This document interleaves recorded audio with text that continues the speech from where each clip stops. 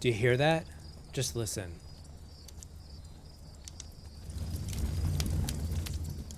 The waiting for the votes to get cast, the pen to spoil the parchment, the long walk to grab the urn. I'll go tally the votes. It's quiet, isn't it? The sound of the inevitable, of waiting for the other shoe to drop. Rick, we are tied. We're gonna re-vote.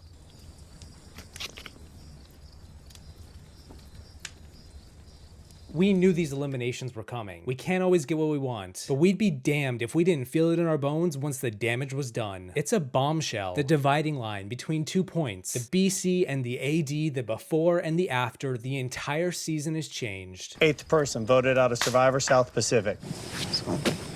I'll explain it. Coward. Internet, my name is Peridiam, and these are the top 10 bombshell eliminations in Survivor.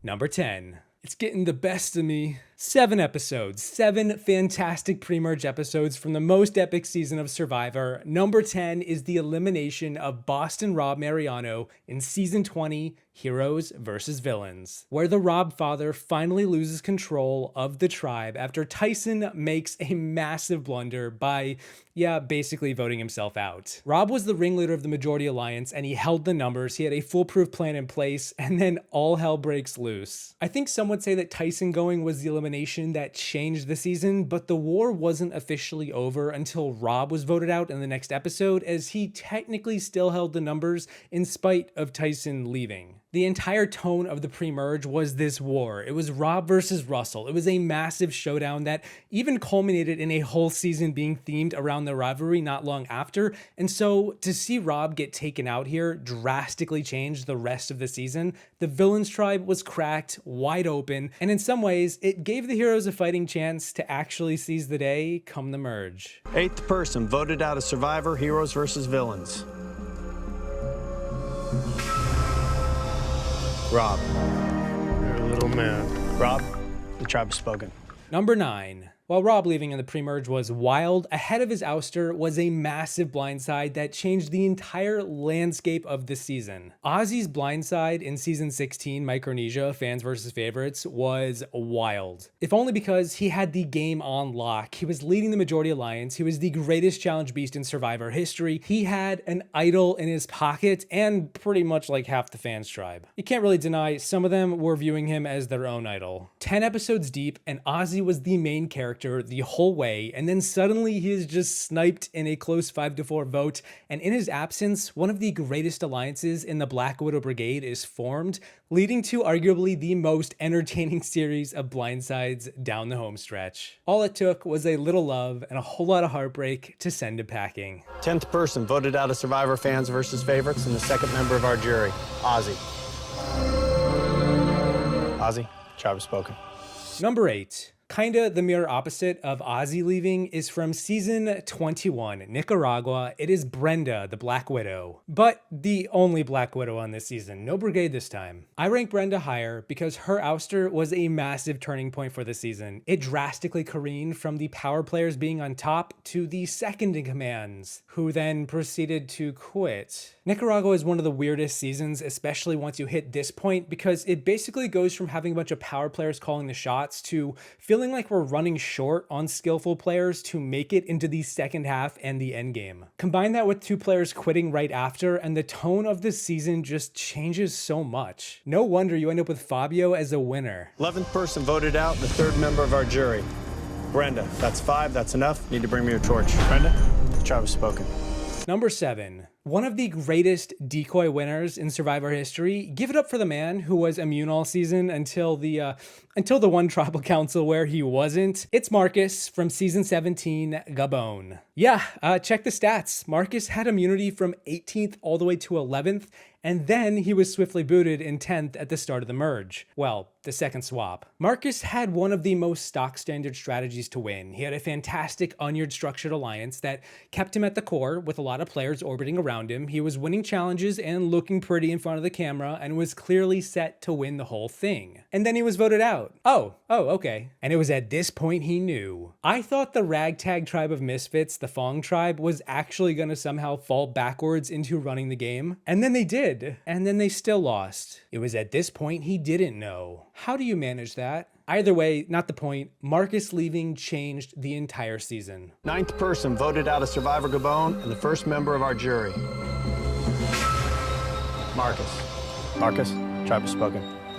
Number 6. I've talked about how cataclysmic this elimination was. I even made a whole video inspired by it. Season 29, San Juan del Sur. Jeremy Collins getting the ouster right after the merge, right after his alliance took the lead and was about to run the game. Jeremy was poised to make a deep run with this group. They had just wiped out the head of the opposing alliance in Josh. All they had to do now was pick off the rest of the body. Reed, Wes, Alec. Who? Based on the story we were getting, Jeremy practically had this game on lock. It was a battle of the giants between him and Josh, and he won. And his side won. And then in the next episode, he lost. Jeremy was voted out. What the heck? John, Baylor, Missy, Jacqueline, they decided that they could run the game well enough without him, and suddenly the season goes from being this clash of titans to being a revenge plot where Jeremy's closest ally, Natalie, is blindsided and then spends the rest of her time crossing names off her list. First goes Reed, then John, then Baylor, and then we take over the world. 8th person voted out and the second member of our jury. Jeremy, need to bring me your torch. Jeremy, the tribe has spoken. Number 5. One of the most recent massive eliminations in all of Survivor actually inspired this video. It's because of this vote of number 5 that led me here today. It's from season 41. It's the Shan vote out, where Shan was easily the most visible, the most powerful player all season, attending 4 tribal councils pre-merge, not receiving a single vote, wielding multiple advantages, controlling the tempo of the pre-merge, and then the merge itself after winning over Liana and most of Luvu. Shan was the driving force from the beginning of the season to the final 8, where the wheels finally came off after a convoluted game of telephone fractured her alliance and sent her packing with an idol in her pocket. The tone of the season changed more than anything. With her out of the picture, it almost felt like a different season, like all of the secondary characters now had to fight for the lead role. It was strange, almost difficult to accept. It was enjoyable in its own way, and it's one of the most unique finishes to a season I have ever encountered. 11th person voted out and the 4th member of our jury. Shan. That was good. Your game, Shan. Liana, you Great game, played. Shan. Shan, the tribe has spoken. Number 4. Speaking of main character syndrome, imagine that you are the last player standing on your tribe, and you're only halfway into the season, and the entire other tribe is staring at you from the other side. The 4th Bombshell elimination is Stephanie's ouster from season 10, Palau. And you know, I gotta have Steph up this high, if only because like 75% of this season is her story. It's her journey as one of the only competent players from her tribe, from Oolong, let alone the whole season, and she basically carries the narrative for the entire pre-merge and the beginning part of the merge, if you can even call it that. Stephanie is the biggest underdog in Survivor history, and you can't help but root for her, and the audience definitely did. She was a massive fan favorite, and she even made it several episodes deep into the merge itself, and I think throughout the whole time, a part of you is wondering, can she actually do it? Come on, Steph. But even the players on the island in the middle of the game as they were filming recognized what this would look like for the television. They realized how massive of a comeback this would be, and they had to snuff her torch before she could sniff the endgame. Unlike a lot of the other examples on this list, this one is not so much a blindside as it is an inevitable, equally disappointing loss. And the 3 episodes without Steph in them almost feel like a different season. It gets really dark from there. 12th person voted out and the 3rd member of our jury. Steph, it's 4 votes, that's enough. Need to bring me your torch. Good luck, guys. Steph, the tribe has spoken.